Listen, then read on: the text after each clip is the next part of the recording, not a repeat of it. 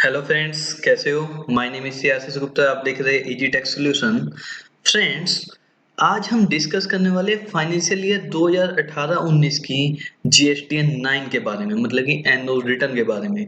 जैसा कि जिसके बारे में आप सब जानते भी हो कि जिसकी लास्ट ड्यू डेट अभी तक 30 सितंबर 2020 30 सितंबर 2020 है, जब तक आपको ये रिटर्न फाइल करनी मैंडेटरी है। चलो देख लेते हैं फ्रेंड्स, हमें फाइनेंशियल ईयर 18-19 की रिटर्न फाइल कैसे करनी है। क्योंकि इसमें एक सबसे बड़ी कंफ्यूजन ये है कि जो फाइनेंशियल ईयर 17-18 की ट्रांजेक्शन्स है वो हमें कहाँ पे रिकॉर्ड करनी है, अगर हमने उसका इफेक्ट फाइनेंशियल ईयर 18-19 के रिटर्न में लिया हो। लेकिन मैं बेसिकली आपको पूरी की पूरी रिटर्न समझा के चलूंगा ताकि आप उसे आसानी से समझ सकें और अपनी रिटर्न को सही से फाइल कर सकें। चलो फ्रेंड्स, स्टार्ट करते हैं। फ्रेंड्स, सबसे पहले है फोर्थ कॉलम, जिसके अंदर सब जानते होंगे आप कि हम सेल की डिटेल डालते हैं, ठीक है। या फिर जो हमारी इनवर्ट सप्लाई थी जिस पे हमने रिवर्स चार्ज पे किया, वो हम फोर्थ कॉलम में डालेंगे। चलो इसे खोल के देखते हैं। फ्रेंड्स, ये देखिए, ये मैंने फोर्थ नंबर वाली टेबल खोल ली है। इसके अंदर अलग अलग दिखा रखे हैं इन्होंने, supplies made to unregistered dealer, supplies made to registered dealer. ये जो डिटेल उठाता है फ्रेंड्स, वो जीएसटीआर 1 के अकॉर्डिंग उठाता है, ठीक है। आप इसे चाहे तो खुद से चेंज भी कर सकते हो। अब मैं ये कहूंगा कि टेबल नंबर 4 में आप वो फिगर्स डाल दीजिए जो टैक्स आपने, जो सेल, मान लीजिए जो सेल आपने 18-19 की थी, 18-19 में ही रिकॉर्ड करी, 18-19 की ही जीएसटी 3B में दिखाई, ठीक है। जीएसटी 1 की बात नहीं कर रहा मैं। 18-19 की थी, 18-19 की जीएसटी 3B में रिकॉर्ड करी, 18-19 की ही आपकी बुक्स में है, वो आप टेबल नंबर 4 में डाल दीजिए कि भाई B2C सेल कितनी है, B2B सेल कितनी है। अब मान लीजिए फ्रेंड्स, ऐसा भी हो सकता है कि कुछ ऐसी सेल हो जो कि फाइनेंशियल ईयर 18-19 की थी, लेकिन आपने जब 3B फाइल करी वो आपने फाइनेंशियल ईयर 19-20 की रिटर्न में दिखाई हो। समझ गए ना फ्रेंड्स? मान लो मार्च में आपने कोई सेल करी, मार्च 2019 में, लेकिन आप मार्च 2019 की जीएसटी 3B में दिखाना भूल गए, आपने अप्रैल 2019 की जीएसटी 3B में शो किया, तो आप टेबल नंबर 4 में ना दिखा के उसे, आप उसे दिखाओगे टेबल नंबर 10 एंड 11 में।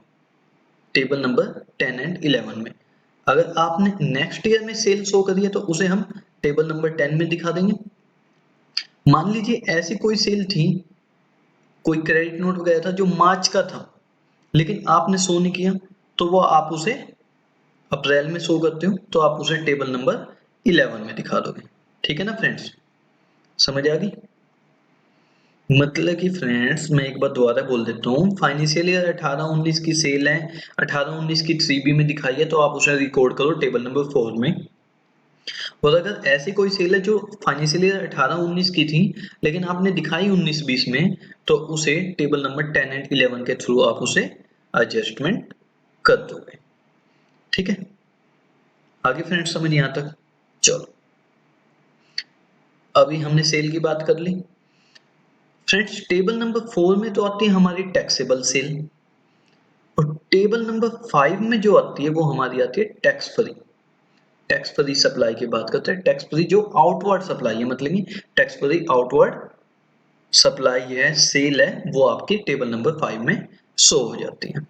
अगर मैं फ्रेंड्स नेट बोलूं आपको, आप टेबल नंबर 4 भरो, 5 भरो, उसके बाद टेबल नंबर 10 और 11 भर लो, और जब टेबल नंबर 10 और 11 खोलोगे, यहां पे देख लेना कि ये जो total turnover, total integrated tax, CGST और एसजीएसटी आपके बुक्स ऑफ अकाउंट्स के अकॉर्डिंग मैच हो जाए, आपके बुक्स ऑफ अकाउंट्स के अकॉर्डिंग मैच हो जाए।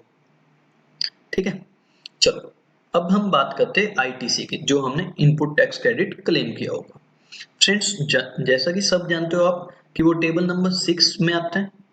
टेबल नंबर 6 में जो ये ए वाली रो है, ए नंबर दे रखा है, ये एज पर जीएसटी 3B उठाता है, मतलब जो आपने जीएसटी 3B रिटर्न फाइल करी होगी उसके अकॉर्डिंग यहाँ पे आईटीसी उठा लेते हैं।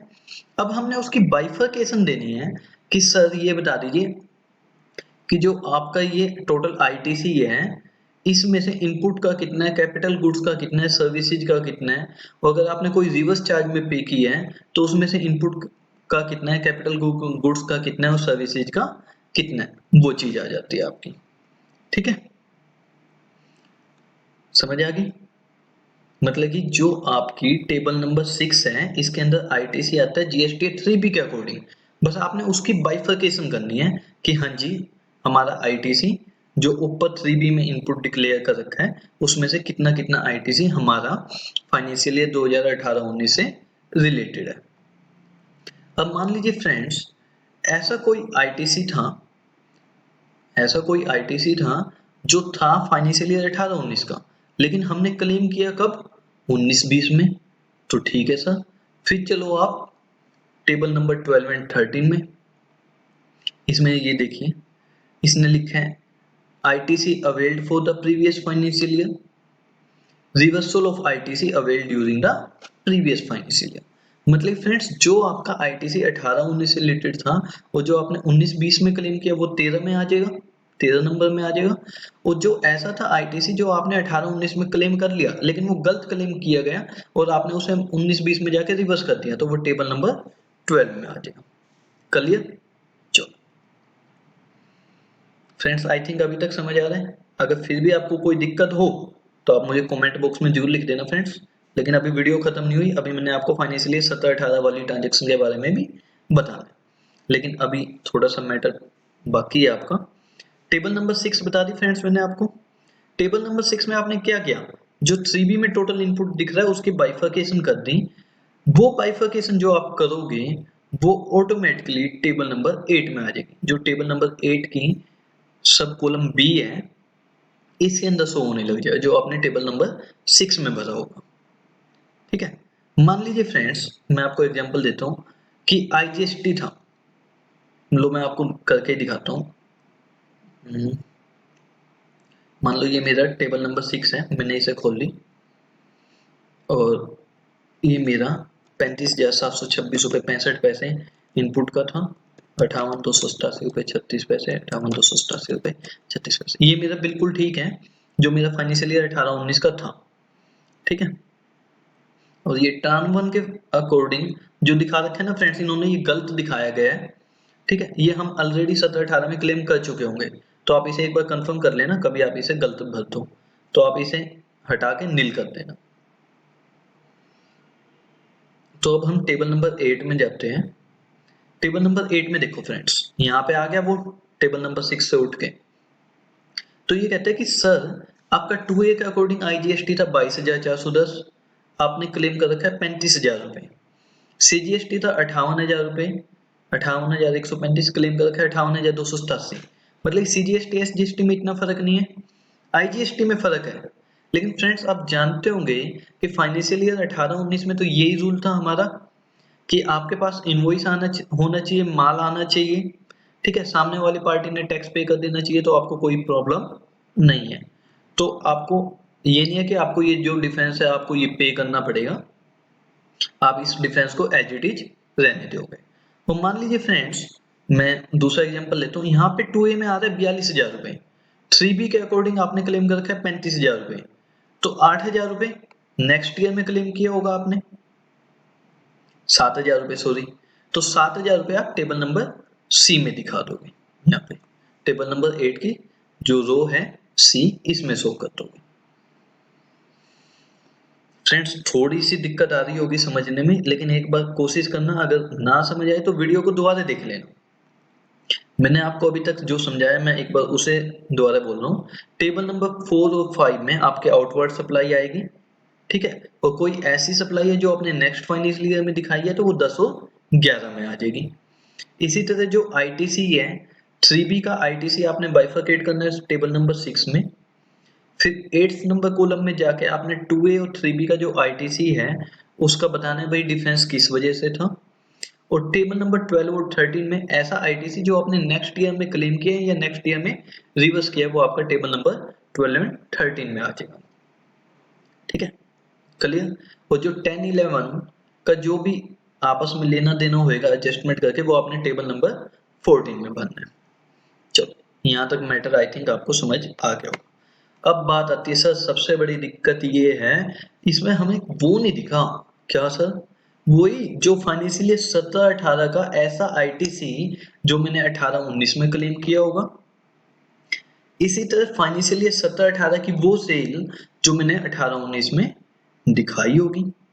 ठीक सर, चलो पहले तो फ्रेंड्स उसको देख लेते हैं जो हमने फाइनेंशियल ईयर 17-18 का आईटीसी फाइनेंशियल ईयर 18-19 में क्लेम किया होगा। टेबल नंबर 6 में चलते हैं फ्रेंड्स हम।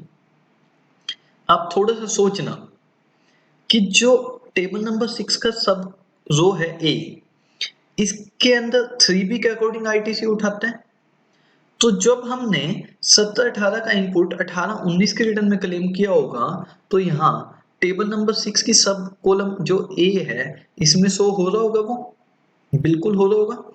लेकिन अब आप क्या करना, जो ये बी वाली कॉलम है, बी सी डी वाली, इसके अंदर जो आपका फाइनेंशियल ईयर 18-19 का आईटीसी था जो एक्चुअल में बनता था और जो आपने क्लेम किया, वो आप दिखा दोगे बीसीडी में। अब जो बच गया, क्योंकि आपने फाइनेंशियल ईयर 17-18 का भी तो 18-19 में क्लेम किया है ना, तो आप उसे या तो बिल्कुल ब्लैंक छोड़ देना कि ताकि आपका डिफरेंस शो हो जाएगा। ठीक है, किस जब डिपार्टमेंट वाले आपसे पूछेंगे कि भैया जी एक बात बताओ, आपका 3B के अकॉर्डिंग तो आईटीसी आपने क्लेम कर रखा है 45,000 रुपए, आपने इनपुट लिया 25,000 रुपए का, तो ये 20,000 रुपए कहाँ चले गई? तो हमने कहा कि सर ये वो वाला आईटीसी था जो हमने 17-18 का था, जो हमने 18-19 में क्लेम कर लिया। ठीक है, या फिर हमारे पास दूसरा ऑप्शन है कि जो हम टेबल नंबर 6 की सब कॉलम एम है, any other ITC availed but not specified above, हम उसे यहाँ पे भी डाल सकते हैं। चलो एग्जांपल ही दे देता हूँ फ्रेंड्स। मान लीजिए हमारा आईजीएसटी 35,000 रुपए हमने 3B के अकॉर्डिंग क्लेम कर रखा था, इसमें से 25,726 रुपए 65 पैसे तो ऐसा आईटीसी था जो फाइनेंशियल ईयर 18-19 का था और 18-19 में मैंने क्लेम कर लिया। अब जो मेरा 10,000 रुपए बच गया, यहाँ पे डिफरेंस दिखा रहा होगा, यहाँ पे डिफरेंस दिखा रहा होगा, तो आप इसे एज इट इज भी छोड़ सकते हो ताकि कोई अगर डिपार्टमेंट वाले पूछेंगे तो हम सीधा सीधा जवाब दे देंगे। नहीं तो हम टेबल नंबर एम में डाल के इसे यहाँ पे खत्म कर देंगे। ठीक है, अब फिर हम इसे सेव कर देंगे। ये चीज क्लियर होगी फ्रेंड्स। मतलब हमने अगर फाइनेंशियल ईयर 17-18 का आईटीसी जो हमने 18-19 में क्लेम कर लिया, उसे हम कैसे शो कर सकते हैं। इसी तरह फ्रेंड्स जो हमने फाइनेंशियल ईयर 17-18 की सेल 18-19 में शो करी होगी, वो कैसे होगी? तो उसका सीधा सीधा जवाब है आपका 9th कॉलम। थोड़ा सा सोच के चलना फ्रेंड्स। पेड थ्रू आईटीसी जो ये टैक्स पेबल है, ये आपका वहीं से उठ के आ रहा होगा। पेड थ्रू आईटीसी 3B से उठ के आ रहा होगा।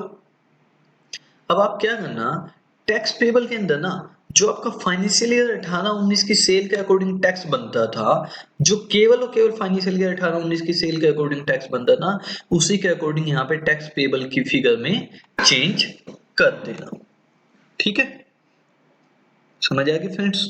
फिर आपको किसी तरह की कोई दिक्कत नहीं आएगी और आपका वो फाइनेंशियल ईयर 17-18 वाली जो सेल नेक्स्ट ईयर में शो करती, वो भी आपकी एडजस्टमेंट हो जाएगी। और उसके बाद आपको ये जो 15th कॉलम है, 16th कॉलम है, 17th कॉलम है, 18th कॉलम है, ये तो आपको भरने की जरूरत है ही नहीं। तो फ्रेंड्स आई थिंक आपको समझ आ गया सारी column 4th 5th 6th 7th 8th 9th 10 to 13 और 14 यहाँ तक। इसी के अकॉर्डिंग आप अपनी GST 9 फाइल कर सकते हो। फ्रेंड्स वीडियो पसंद आई है तो इसे लाइक करो, ज्यादा से ज्यादा शेयर करो, और अगर मैंने आपकी क्वेरी को दूर किया हो किसी भी तरह से तो प्लीज आप मेरे चैनल को भी सब्सक्राइब जरूर कर देना। और फ्रेंड्स जल्दी मैं आपके लिए GST 9C की भी एक वीडियो बनाने वाला हूँ, उसे भी आप जरूर देखना, वो भी आपके लिए ज्यादा से ज्यादा हेल्पफुल रहेगी। Okay friends, thank you.